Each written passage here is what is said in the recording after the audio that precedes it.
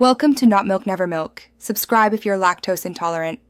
In this video, I will explain how to play your favorite EA games without Origin. Electronic Arts has transitioned its PC gaming platform from Origin to the new EA app.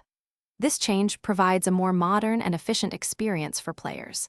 The EA app is designed to be faster and lighter, ensuring you can jump into your games with minimal delay.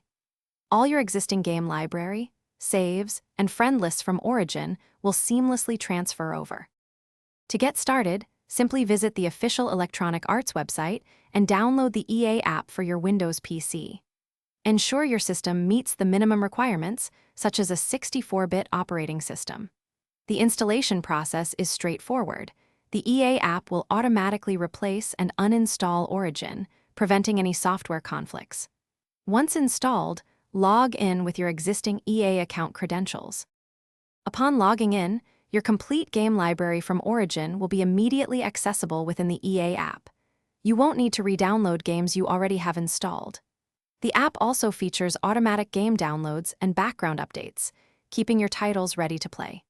Plus, you can easily connect with friends across various platforms like Steam, Xbox, and PlayStation, enhancing your social gaming experience.